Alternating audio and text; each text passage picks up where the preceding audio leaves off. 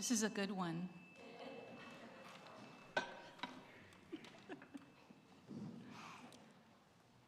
Welcome this beautiful sunny morning with the birds singing and the flowers blooming. My name is Laura Powell-Haney. I am your Interim Director of Religious Education. It is with great pleasure and some pride, perhaps, even though I had nothing to do with it, that we welcome you this morning for this very special service from our youth. I can't wait for you to hear what they have to say about what they've been learning and how they are as a group and the amazing things they will bring to you. Welcome to anyone here who's joining us for the first or second time. We are so happy that you are with us this morning. Whether you've been here just once, whether you've been here 1,000 times, know that you are welcome. We have some folks joining us online, so if you would like to, the camera's right back there, you turn and wave. Good morning, thank you for being with us. I would invite you to take a moment to put your cell phone into worship mode, which means it's off, just in case. Whatever it is can probably wait for just a little while.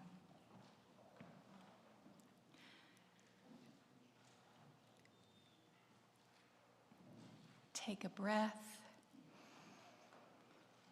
Let it out. Let go of whatever was happening before. Let go of whatever may be coming later. Feel yourself in this seat, in this space.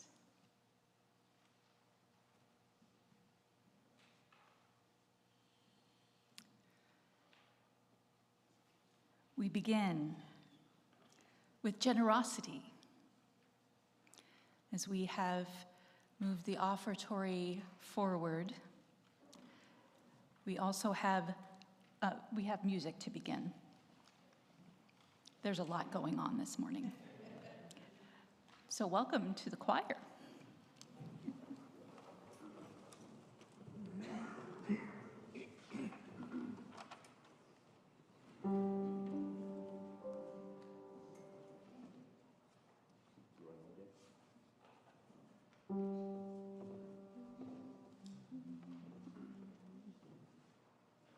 You are the new day.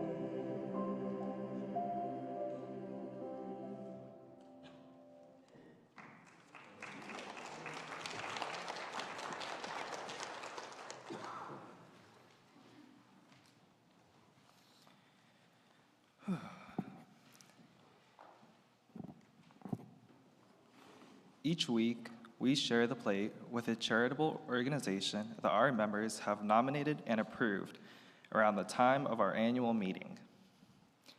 Unless otherwise indicated, contributions collected at Sunday services are split 50-50 with MVUC and that week's share of the plate recipient. This month, we share with Friends of Guest House. They help women successfully re-enter the community from incarceration. Thank you for your donations.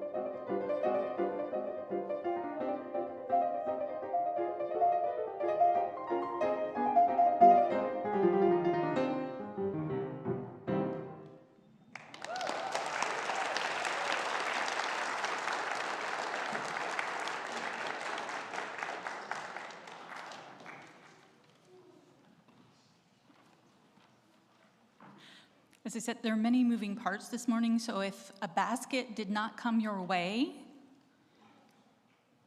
don't worry, we'll hit you up anyhow. Our opening hymn this morning is Somewhere Over the Rainbow. The words are in your order of, or on your order of service. And we have a very special guest this morning. Sophia is here to play for us. So please follow Sophia's lead and rise in body or in spirit. So I'll do a little opening and then we will start. So.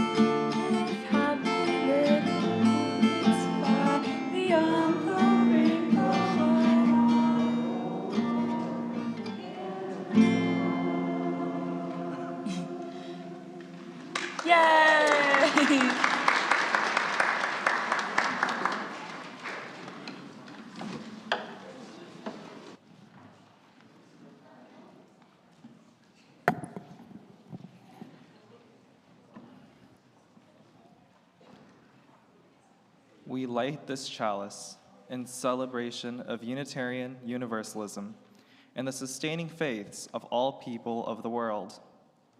May the flame represent the fire of our commitment to understand all faithful people, build bridges that connect us as one human family. Now, please join me in reciting our covenant. It is found in your, not in the order of service this week, but in the back of your books. Love is the teaching of this church. The quest of truth is its daily task, and service is its prayer. To dwell together in peace, to seek knowledge and freedom, to serve life and community, to the end that all souls shall grow in harmony. This is our covenant with each and with all.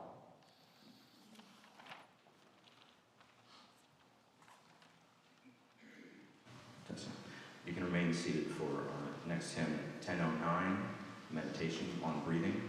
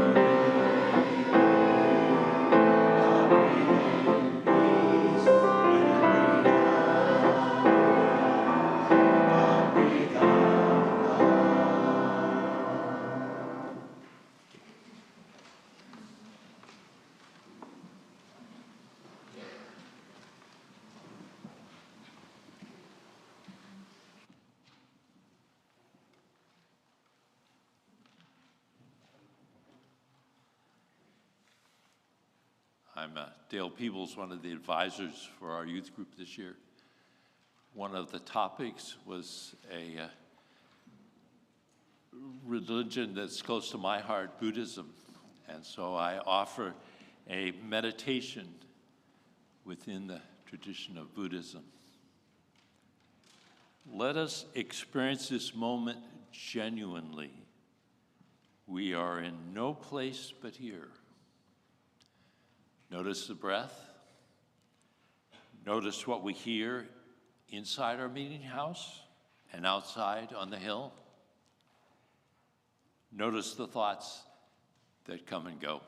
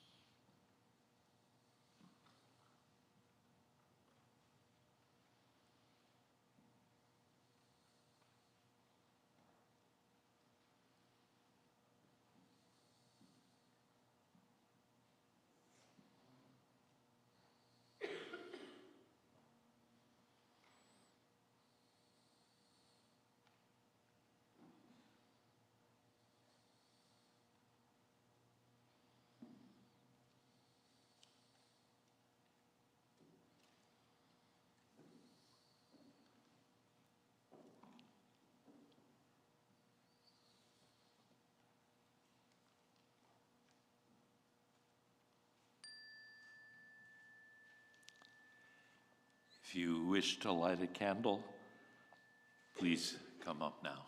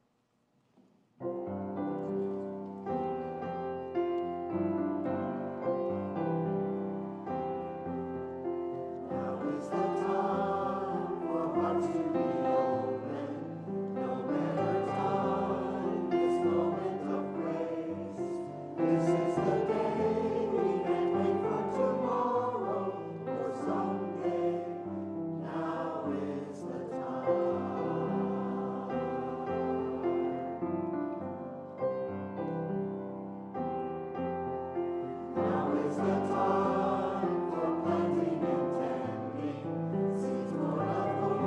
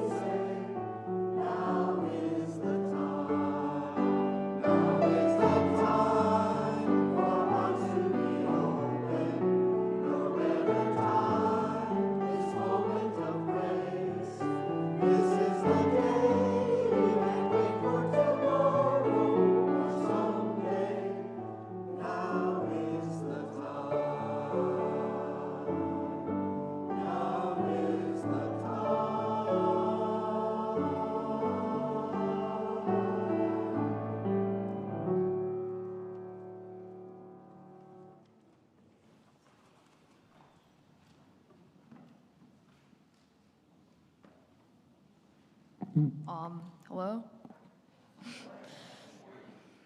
Morning. I'd like to preface my, speech thing by just talking about how, the sun can kind of represent a lot of religions. For example, the sun is often seen in a lot of medieval paintings with a face on it, kind of to, represent God.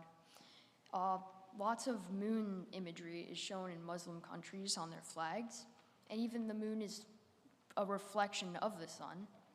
And even the stars, the Star of David, that's what the sun is, a star. And so my speech is called Why We Care. And it's about the universe.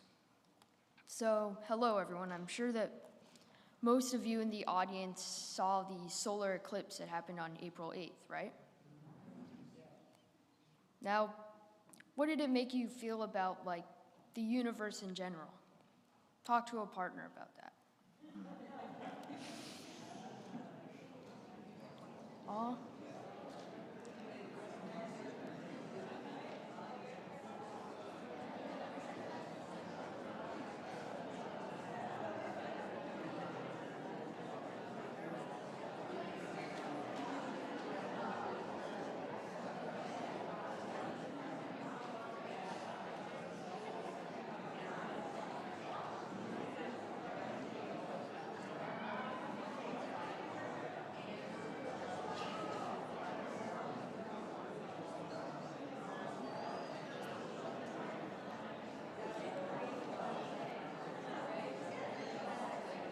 If, oh.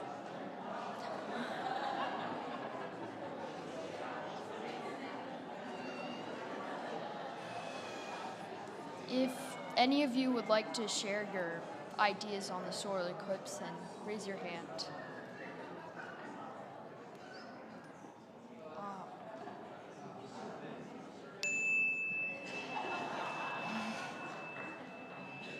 If any of you want to share your stories on what you thought about the solar eclipse, and raise your hand. Over here? Hopeful? Yeah, that's a good one. Makes me believe in science. We're able to calculate the exact time it's going to happen. Yeah. Now, whatever you think, whether it's how beautiful nature is or how big the universe is, often a lot of the time when you see these big events happening in nature, you can think of how small we are. And it's kind of a depressing thought when you think about it. But also, it's an idea on how we can live our lives. For example, I'd like us all to imagine a small fire being lit by one stick in a big windy forest. And imagine how, when you think about how expansive the universe is, how big this forest is, the fire can go out pretty fast. But when you think about how humanity is really the only life we've ever found, and how only this earth has life, and think about how even the smallest things can affect the whole world, you can start to imagine how good deeds can add a little stick to that fire until it becomes a big fire, until it encompasses the whole forest and the edges of the world. And you can think about how that light happened just from that one little stick, that first good act. Now, think about how millions of years ago, people were far more divided, and whenever a solar eclipse happened in the Aztecs, they would often fight a great war that they planned out. Which is pretty cool, but also it shows how, even just hundreds of years ago, we were really a divided nation. But nowadays, we all gather around here and do good things. And you can think of how back then that fire could have easily gone out if there were no sticks, but nowadays a lot of sticks appear on that fire, and a lot of sticks create that big light. And I'd like you to just have one idea from this. Just keep at least one. And when you go out and see the sun again and look up at the sky, just think of how that light shining down on us is just proof that we should go out and do more good acts, do more good in the light of the sun. Thanks.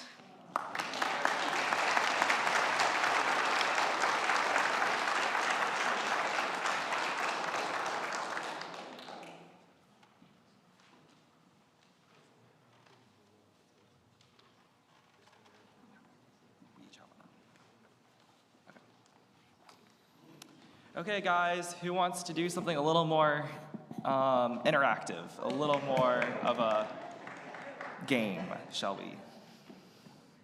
So today, we're going to play a game, and it's on religions. It's the Religious Literacy Quiz. Who here thinks that they can answer all 12 questions correctly? Okay.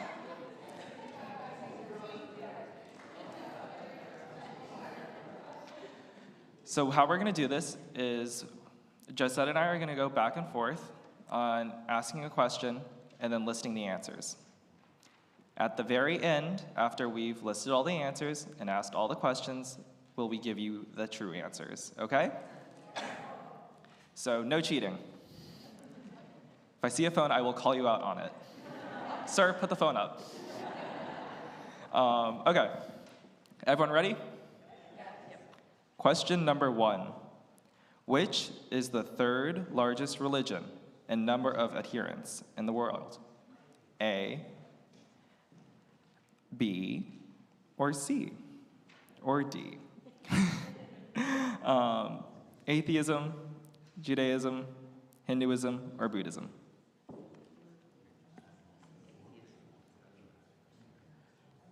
Can I see a thumbs up when you're done answering the question, so we know? Okay. Josette?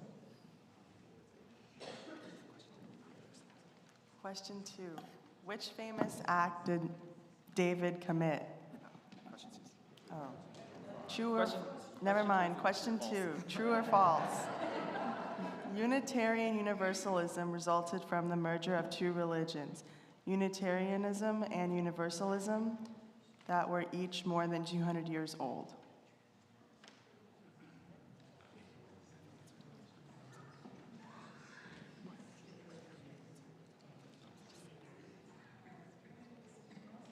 Again, can we see a thumbs up when you've answered? Thank you. Okay. Question 3. Abraham is considered the founder of which religion? Judaism, Christianity, Islam, or all of the above?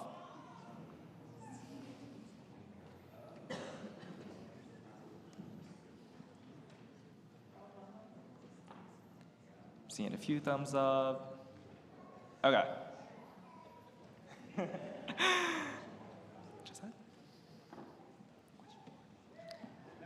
Question 4. Which of these is not one of the 10 commandments? A, remember the Sabbath and keep it holy. B, do not use the name of the Lord in vain. C, do unto others as you would have them do unto you. D, honor thy mother and father.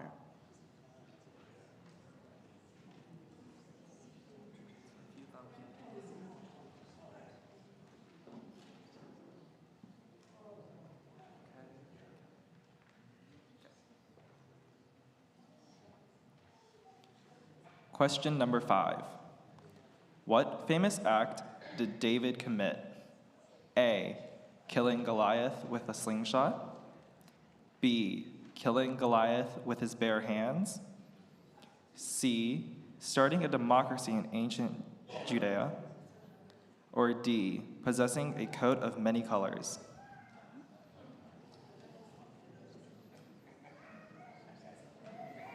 Seeing thumbs. Choir looks like they're all good. Okay. Question 6. Jesus had how many disciples? A, 10, B, 40, C, 6, D, 12.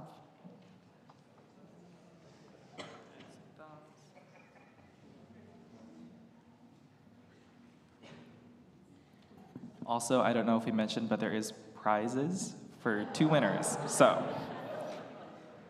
question 7. True or false? Catholics are Christians.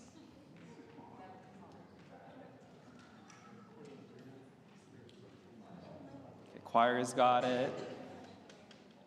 Okay. Question 8. Which of these is not one of the 5 pillars of Islam?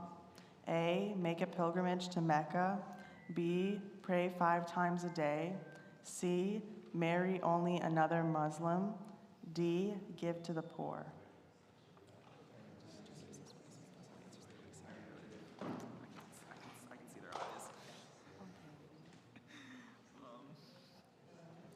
Question number 9. Which is true about the Buddha? A, he was born human but became a god. B, he was born into royalty.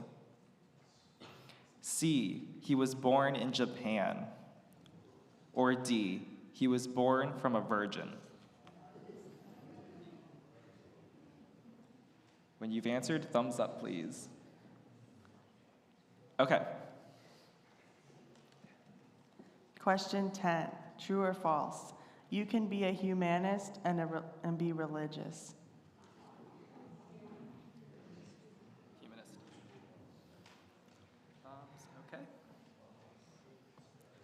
Question 11. What do Hindus worship? A, cows. B, the Ganges River. C, the god Brahma and all of its manifestations. Or D, all of the above.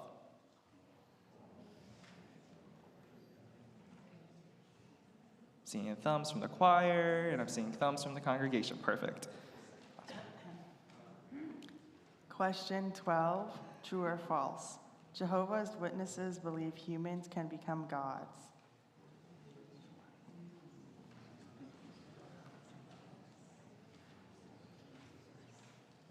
Okay, so now we're gonna go through all the answers, and if you've gotten all of them right, or you think you've gotten the most right, feel free to pass your papers up to the front, and we will check that you were not cheating.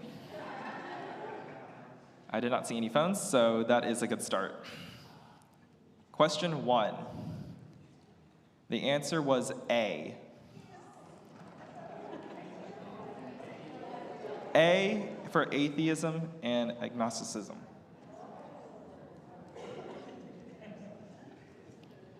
Question 2. The answer was true. Oh.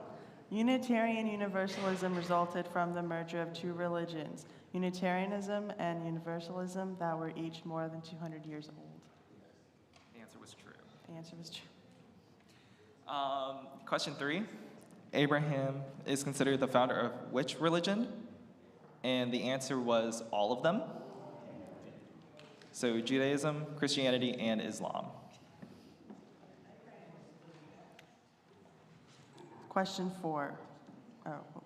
Which of these is not one of the 10 commandments? The answer is C. Do not do unto others as you would have them do unto you. Who's 4 for 4 right now? Anyone? Okay. Question number 5. What famous act did David commit? The answer was A, killing Goliath with a slingshot, not with his bare hands. Question 6. Jesus had how many disciples? The answer is D. 12.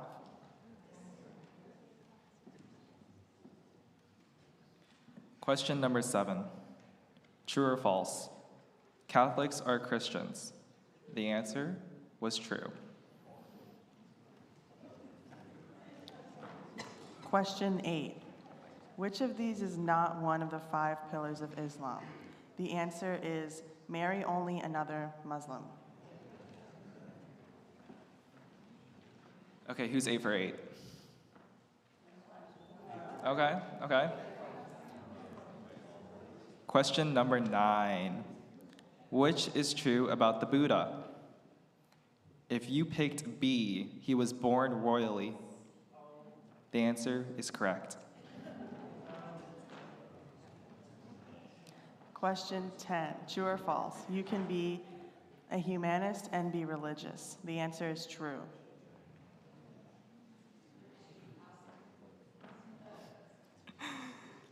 Question 11, what do Hindus worship? The answer was C, the god Brahman, and all of its manifestations. Question 12, true or false? Jehovah's Witnesses believe humans can become gods. The answer is false. Was there anyone who was 12 for 12? Congratulations.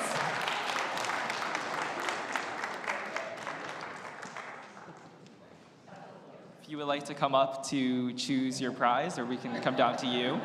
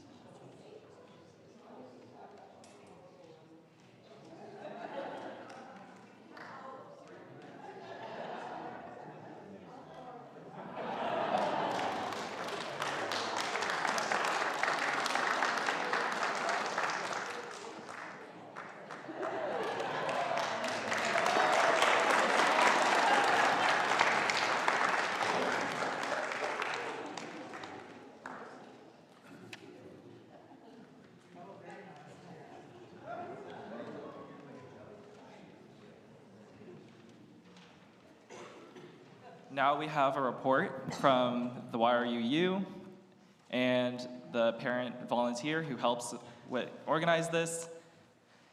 I'll just let her start. Good morning, everyone. In case you know, I'm not just the parent volunteer. I am his mother.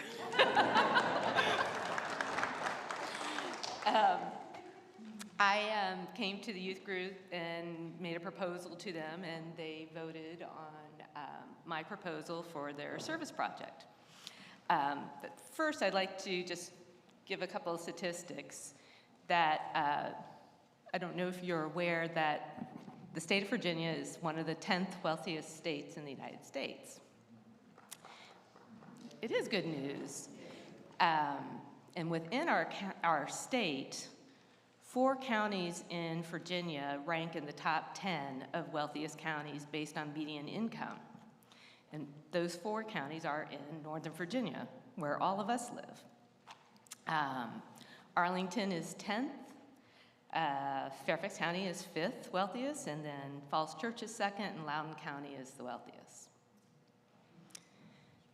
But also within our county, a quarter of our residents experience food insecurity, which is really surprising in our state that we have food insecurity, and we have food insecurity within our own county. So in addition to that, 34% of Fairfax County students receive free and reduced meals. And in addition to that, I would say at least 10% of those students also go home every weekend with a weekend backpack of non-perishable foods that's provided to them so that they have enough food to eat over the weekend. So I propose to the students that we be involved with United Community's food pantry. And United Community currently feeds over 600 families through their food pantry. They have their main pantry, and they also have 4 distribution sites that they have Monday through Friday. 85% of their clients are in the 22306 and the 22309 zip codes, which are right here in our MVUC community. And those 2 zip codes are considered some of the highest poverty rates in Fairfax County, where the residents live below the poverty line of $27,500 for a family of 4. So I proposed to the students that we make soup bags, that we assembled soup bags that would feed a family of 6. And being a mother, I thought, well, let's make it easy for them, that all they had to do was add water and a can of tomatoes and cook it, and it would be done, and it would be an easy evening for them. So I'm going to let Kyle tell you about what the youth group did and how they raised their money. First off, I'd just like to say thank you to my mom for suggesting this.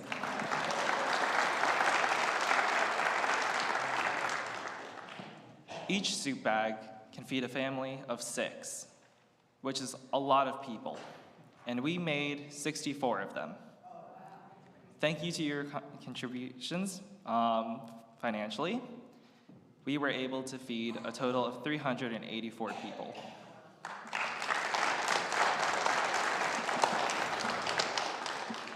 You might be wondering how we were able to obtain this money and convince you guys to help donate.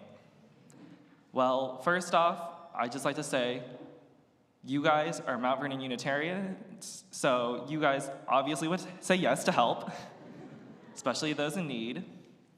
But we thought it would be good that everyone got to try what we would be making. So we set up a crock pot in the Commons, and we had some signs, we had some flyers, just saying, hey, come on by, try out the soup, and then you guys could donate there if you really wanted to help out.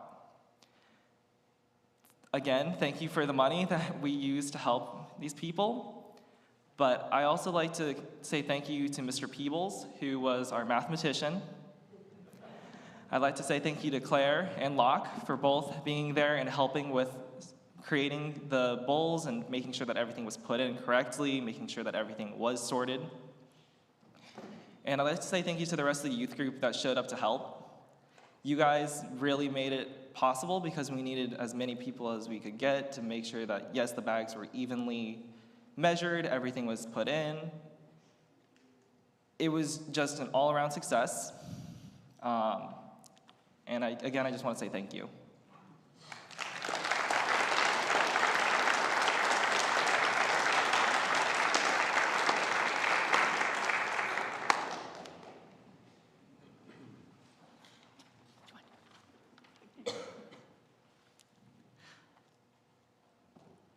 I'm so proud of this youth group. I've been here 4 months now, and I know everybody not so well, and it's okay, because what I know of them gives me hope.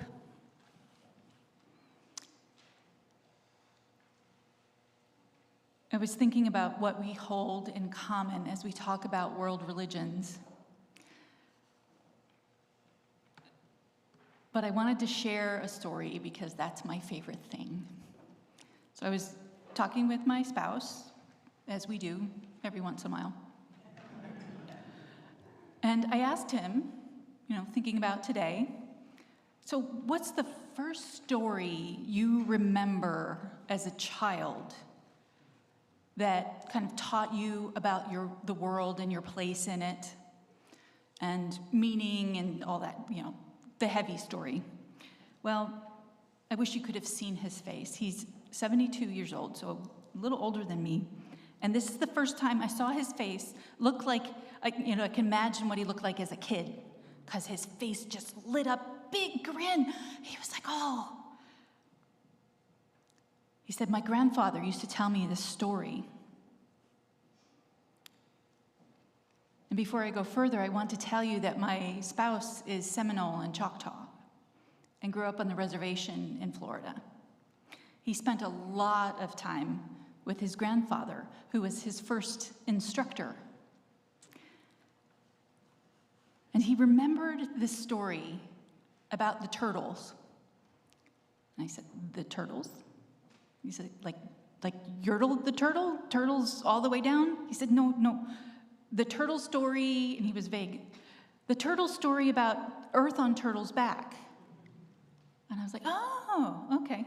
Well, And he was trying to tell it to me, but it had been a few decades since he'd heard it last.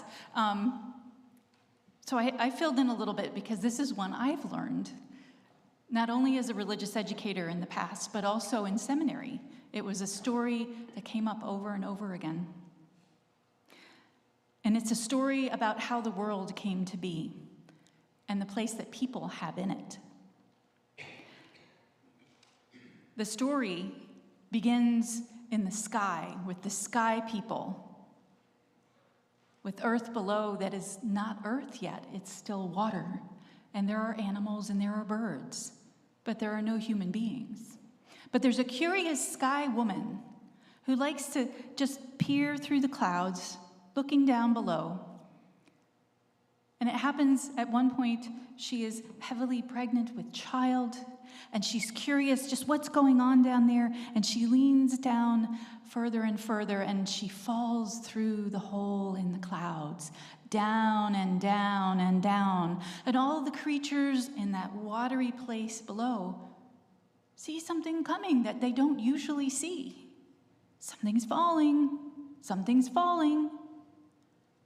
And all the flighted things go up to meet this thing that seems to be falling out of control and help and catch this being on their backs, on their wings as they fly, and they make a highway down to the watery place. And the great whale comes to the surface, and the winged beings lay this woman on the back of the whale.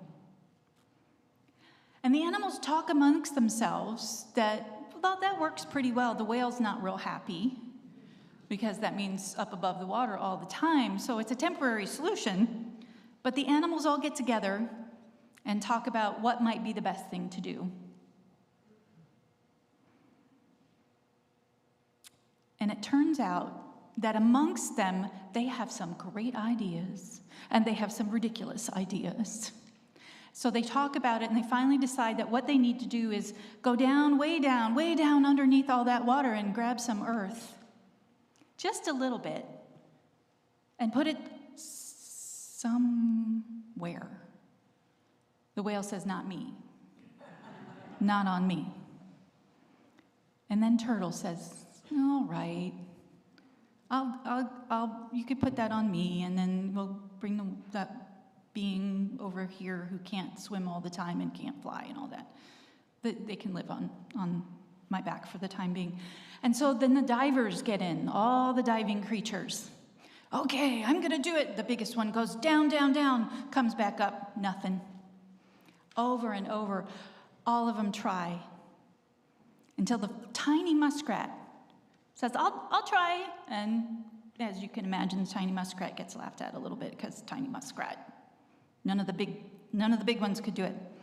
So the muskrat dives anyway, down and down and down, and time goes by and time goes by and time goes by. Uh-oh, muskrat, okay? And suddenly, up through the surface of the water, one tiny paw clenched around mud. The tiny muskrat has prevailed.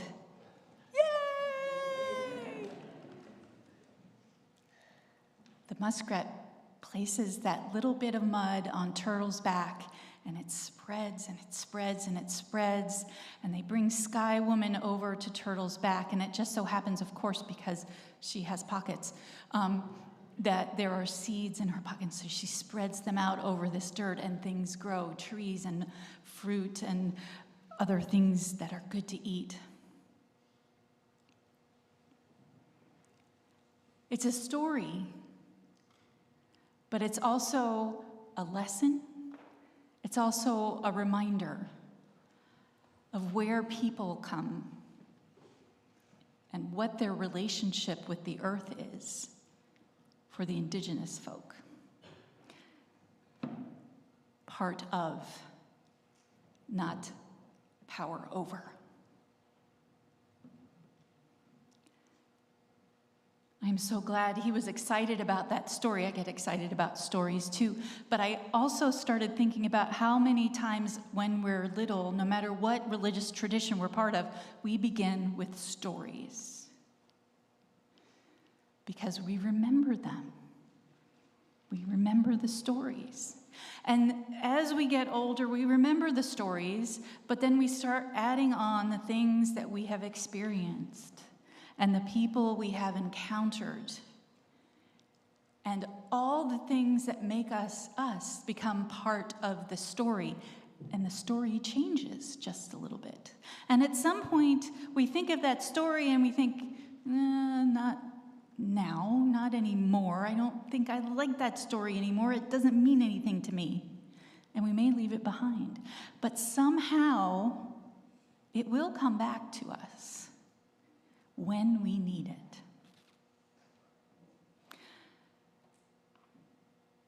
Religion exists because we made meaning as human beings. We tried to explain the world around us. We tried to make rules about how we had to be together based on where we lived, connected with something bigger than ourselves, whether it was the sun in the sky or a deity somewhere who would support us in our time of need. These stories and the rules and the wisdom around it established a sense of belonging, a sense of community that could sometimes become exclusionary instead of inclusionary. The stories and the practices helped us find meaning and purpose in life, helped us answer those big questions, the ones that we Unitarian Universalists like to wrestle with, sorta, sometimes, maybe. These stories and the rules and the practices helped us distinguish right from wrong, given the context of the community. All those pieces helped bind people together, religion, religare. A sense of purpose, a sense of meaning, a set of practices to remind each and every person of where they belonged and how they fit or didn't. Unitarian Universalists have history. Don't let anybody tell you otherwise. You know better. We know that Unitarian and Universalist practices, beliefs, ways of being in the world have existed for a long time. As Unitarian Universalists, this still gets me every time I think of it, because maybe it's because I just turned 60, but Unitarian Universalists have more than 60 years of history as UUs. Now think about that for a minute. 1961, we joined together. 1961. Just yesterday. But also 6 decades ago. Stuff has happened since then. Unitarian Universalism has changed.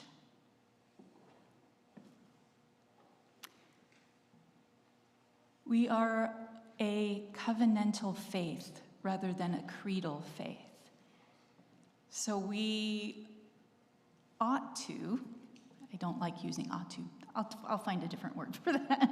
So we regularly examine what we believe, how we exist in the world. We question it. Is it working now? Maybe it's not. We regularly, and it's built into the bylaws of the Unitarian Universalist Association, regularly on a regular basis, look at our bylaws, our statement of belief, and we ask questions of it. This year for the General Assembly, there's a big piece that we're going to be talking about changing Article 2 of the bylaws, which is where our principles and sources live. And there's a proposal forward to change from these principles, even though the words are still in the statement. I want to emphasize that. They're not gone. But the emphasis is on the values that we hold in common instead. It's a change. There's a lot of discussion about it, whether this is the way to go. The thing, though, is that without examining faith, without examining your faith, it becomes less living. Not dead, less living, less flexible, less useful, perhaps. So as the youth group has learned about religions this year, world religions, ways of being in the world, ways of creating meaning, they've asked questions of those religions, but also of themselves. This is that time of their lives, questioning where they are, who they are, whose they are. And that is why we have religious education in our communities. That is why we are. That is why.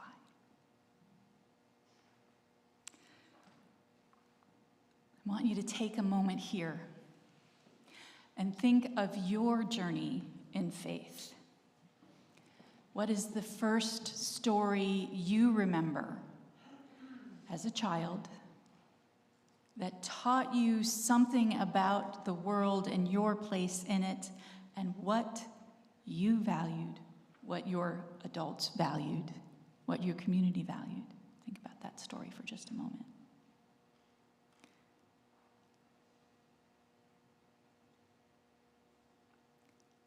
And now think about a story that resonates most for you right now.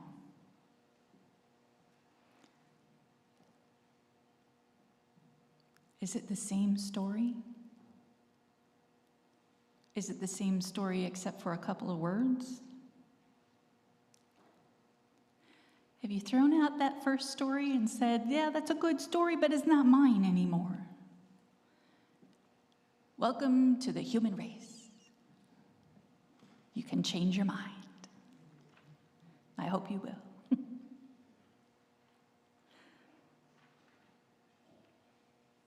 What we hold in common is love. Let that be your story out in the world. Whatever your age, whatever your favorite story, whatever you believe, let love guide the way. Amen and blessed be.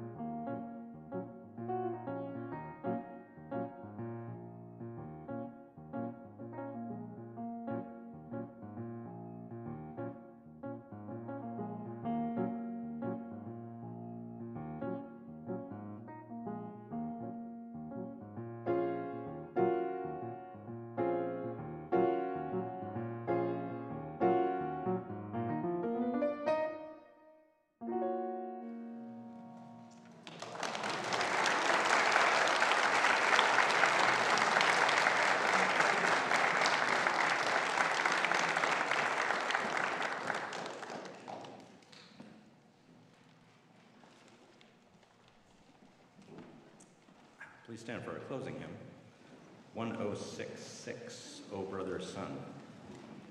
It's not very familiar, so we'll take it a little slower. But yeah, for real.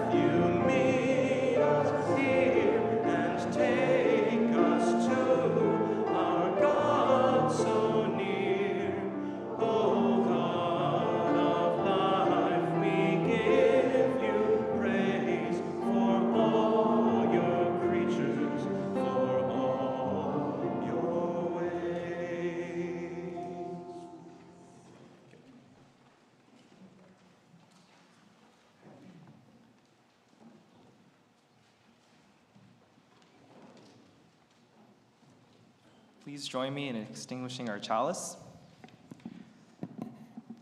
We extinguish this flame, but not the light of truth, the warmth of community, or the fire of commitment. These we carry in our hearts until we are together again.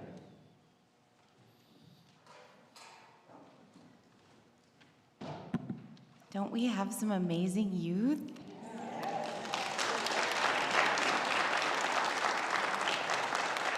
And that's not even all of them. And we have such amazing supportive parents and advisors and our interim RE director. It's amazing.